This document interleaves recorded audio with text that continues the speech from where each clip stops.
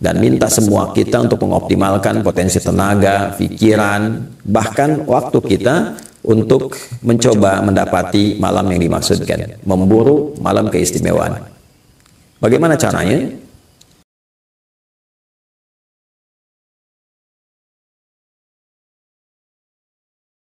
Assalamualaikum warahmatullahi wabarakatuh. Alhamdulillahi rabbil alamin.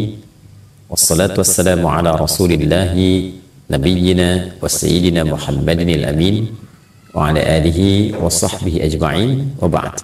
Teman-teman, di rangkaian 10 hari terakhir di bulan Ramadan ini, baik malam ataupun siangnya, disikapi oleh Nabi SAW dengan penuh kesungguhan, penuh keseriusan, sehingga Al-Imam Al-Bukhari misalnya mendokumentasikan kesungguhan keseriusan Nabi ini pada satu informasi yang tersambung melalui jalur Sayyidah Aisyah radhiyallahu ta'ala anha, ditempatkan oleh beliau dalam satu urutan hadisnya dalam kitab Jami beliau pada nomor hadis 2024, dan diungkap bahwa Sayyidah Aisyah radhiyallahu ta'ala anha mengatakan, atau kama qalat, idza dakhalatil ashru, jika 10 hari terakhir di bulan Ramadan itu telah tiba, syaddan nabiyyu sallallahu alaihi wasallam mi'zarahu, maka Nabi sallallahu alaihi wasallam mengencangkan sarungnya, mengencangkan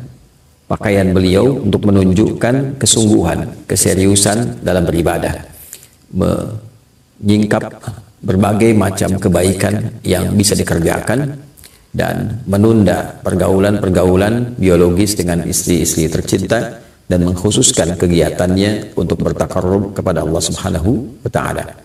Ahya lailahu, beliau menghidupkan malamnya, dan aiqadha ahlahu, membangunkan keluarganya. Dalam konteks menghidupkan malam ini, ada sesuatu yang menarik kala Nabi SAW banyak sekali memotivasi kita dalam rangkaian hadis yang beragam untuk menghidupkan malam-malam 10 terakhir Ramadan. Ada banyak sekali tinjauan dan catatan dari para ulama terkait dengan keistimewaan 10 malam Ramadan ini, dan tentunya tidak mengabaikan keistimewaan yang didapatkan pada siang harinya saat kita menunaikan ibadah puasa. Pada 10 malam terakhir ini ada beberapa momentum yang sangat diburu oleh umat Islam, mengacu pada besarnya potensi kebaikan yang disebutkan dan diisyaratkan oleh Nabi SAW. Di antaranya adalah potensi mencari malam kemuliaan, malam keberkahan. Disampaikan di dalam Al-Quran surah Ad-Dukhan misalnya di ayat yang ketiga, saat Allah Subhanahu wa ta'ala berfirman, inna anzalnahu fi lailatin mubarakah, dan demi keagunganku aku turunkan Al-Quran itu di malam yang penuh dengan berkah.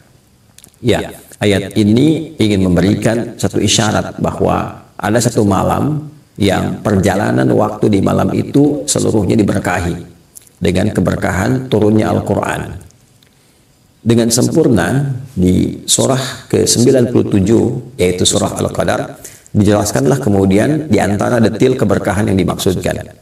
Saat Allah Subhanahu wa ta'ala berfirman, inna anzalnahu fi lailatul qadar. Yang dimaksud malam mubarakah, malam yang diselimuti keberkahan itu adalah malam Al-Qadar, malam saat diturunkannya Al-Quran dengan segala keistimewaan dan keagungan yang melekat di dalamnya. Wa ma adraka ma lailatul qadar, tahukah Anda malam Al-Qadar ini, malam yang penuh berkah ini? Lailatul Qadri khairum min alfi syahr. Malam penuh berkah ini diliputi oleh limpahan pahala yang mengungguli, melebihi nilai dari 1000 bulan. Seringkali sementara pakar menghitung 1000 bulan ini kurang lebih ada yang menghitung 82 tahun sampai kisaran 85 tahun. Jadi bila ada seseorang beribadah bertepatan dengan malam ini, maka potensi pahala yang bisa dia raih setidaknya kurang lebih 85 tahun. Orang membaca Al-Quran bertepatan dengan malam ini, maka bacaannya bisa bernilai setidaknya 85 tahun.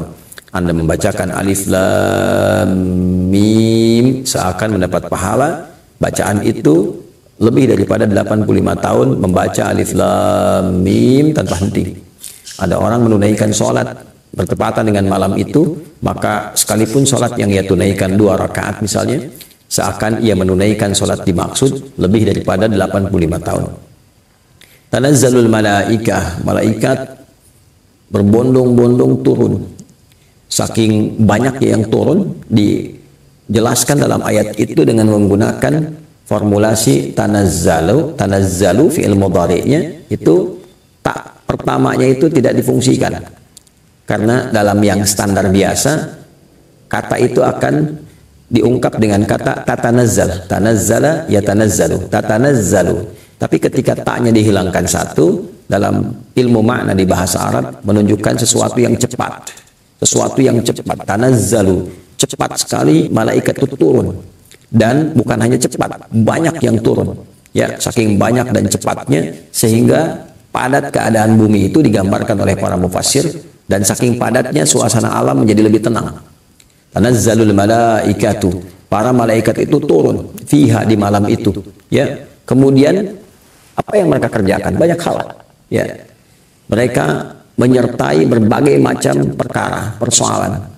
Yang zikir ikut malaikat berzikir, yang sholat ikut sholat, yang membaca Al-Quran disertai bacaan Al-Qurannya, yang berdoa disertakan permohonan jawaban, yang memohon ampunan disertakan permohonan pengampunan kepada Allah Subhanahu wa Ta'ala.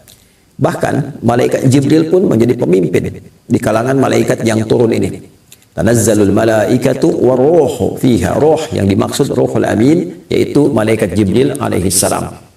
Malaikat Jibril turun, malaikat yang lain turun, sayyidul malaikah, dan para malaikat turun menyemarakkan malam yang penuh dengan berkah ini. Apa yang diilustrasikan dalam Al-Quran untuk memberikan gambaran yang kuat kepada kita untuk memburu malam ini? Ya, di antaranya selain tanazzalul malaikatu waruhu fiha min kulli amr, dari semua urusan, ya, adalah salam. Ada kedamaian, ketentraman, ketenangan. Malam ini dihiasi secara alamiah karena tadi banyak malaikat yang turun, maka suasananya lebih tenang, lebih damai, lebih tentram. Auranya begitu baik. Orang-orang yang mendapatinya mendapatkan frekuensi serupa. Tenang ke dalam hati, tenang ke dalam jiwa.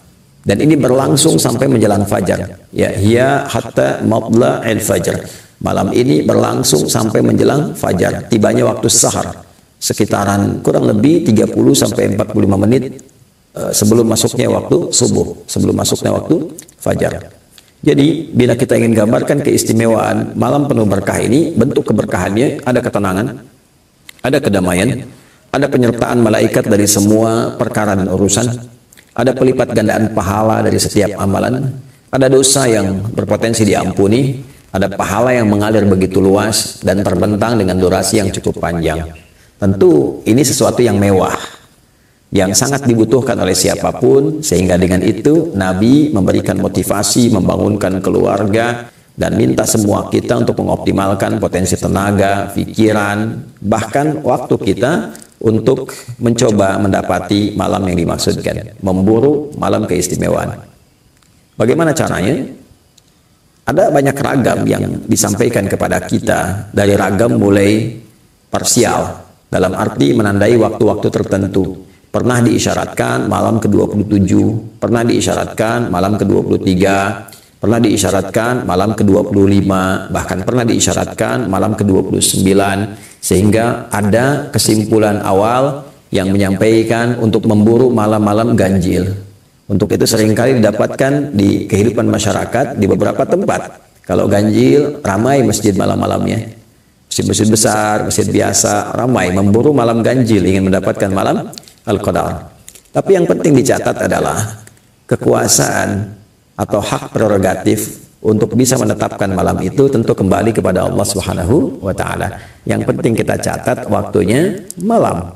Apakah datangnya ganjil, apakah datangnya genap, itu kembali kepada kebijakan yang diberikan oleh Allah Subhanahu wa Ta'ala. Untuk itu cara paling tepat dan cara paling efektif yang memberikan potensi lebih kita mendapatinya adalah menghidupkan setiap malamnya. Karena bahasa hadisnya pun yang tadi teriwayatkan telah kita sampaikan, ahya lailahu. Nabi menghidupkan setiap malamnya. Ya, malam di khususnya 10 malam terakhir itu. Jadi kalau kita hadir di setiap malamnya, baik itu genap ataupun ganjil, menunaikan amalan, insya Allah potensi mendapatkan malam Al-Qadar itu lebih besar dibandingkan dengan hanya memburu di satu waktu tertentu saja. Ini cara paling efektif, langkah paling strategis untuk mendapatkan apa yang dimaksudkan. Terlebih bila ada di antara kita yang bahkan sudah menghidupkan malam, alhamdulillah dari sejak malam pertama, malam kedua, sampai malam yang terakhir, Dan puncaknya saat kita takbiran tentu, dan itu sudah berakhir. Ya, bila seluruh malamnya kita isi dengan ibadah, maka potensi besar kita mendapatkan malam Al-Qadar yang dimaksudkan. Lebih dari itu, Sayyidah Aisyah radhiyallahu taala anha bertanya pada Rasulullah SAW, meminta petunjuk jika bertepatan dan merasakan frekuensi yang serupa dengan isyarat malam Al-Qadar, apa yang harus dilakukan? Nah, itulah yang insya Allah kita akan jawab di pertemuan berikut, sekaligus memberikan tanda keberhasilan bagi orang yang meraih malam Al-Qadar seperti yang telah diuraikan.